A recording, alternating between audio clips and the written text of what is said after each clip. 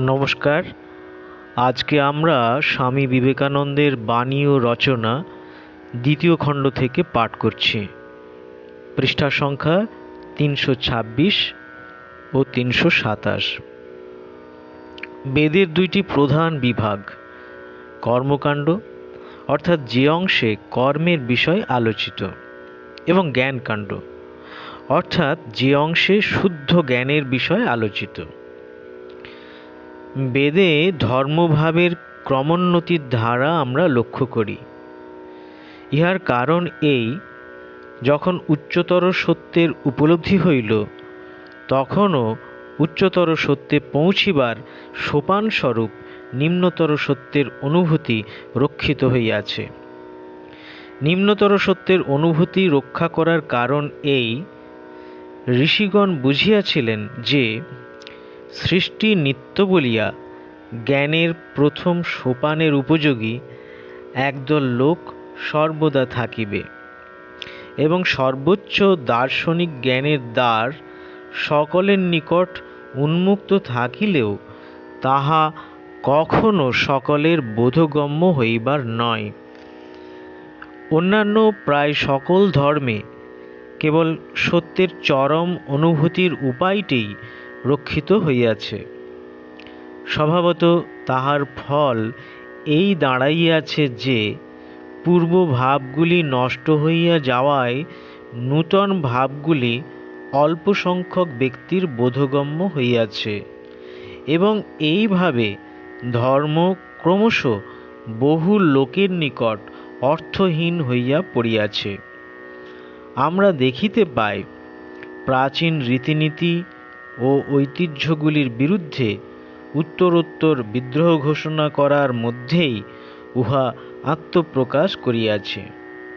আধুনিক মানুষ এই প্রাচীন মতবাদগুলি গ্রহণ করা দূরে থাকুক, কেন তাহারা এগুলি গ্রহণ করিবে তাহার কারণ দর্শন করিবার জন্য স্পর্ধার সহিত দাবি করিতেছে।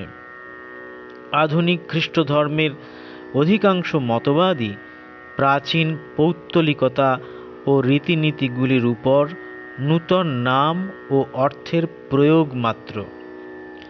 যদি প্রাচীন মূল সূত্রগুলি রক্ষিত হইত এবং পরিবর্তনের কারণগুলি স্পষ্টরূপে ব্যাখ্যাত হইত, তাহা হইলে অনেক বিষয়ই সুবোধ্য হইত। বেদে ধর্মের প্রাচীন ভাবগুলি রক্ষিত আছে।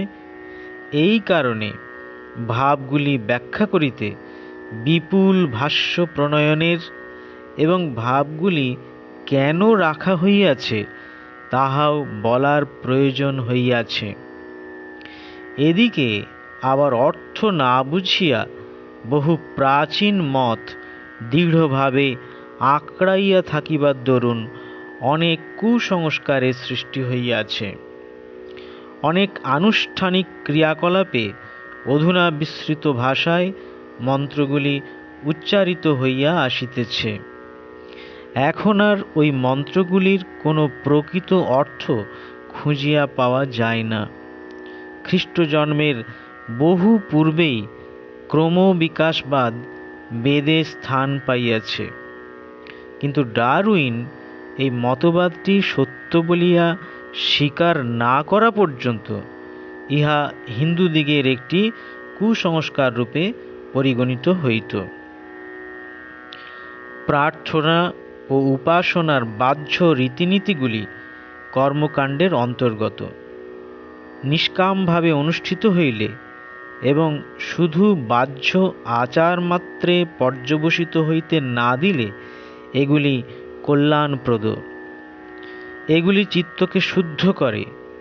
কর্মযোগী চায় প্রত্যেকেই তাহার পূর্বে মুক্তি লাভ করুক।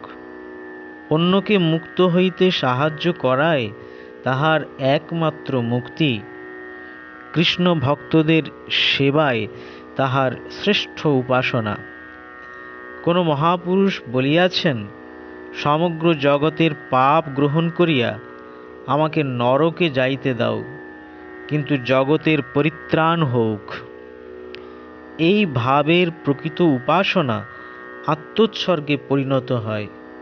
কথিত আছে একজন মহাজ্ঞানী তাহার বহুদিনের বিশ্বস্ত কুকুরটি যাহাতে স্বর্গে যাইতে পারে সেজন্য স্বেচ্ছায় নিজের পুণ্য কুকুরকে দান করিয়া সানন্দে নরকে যাইতে উদ্যত হন। ওম নমঃ শ্রী জ্যোতিরাজায় বিবেকানন্দ সুরয়ে সচ্চিৎ সুখ স্বরূপায় স্বামিনে তাপহারিণে।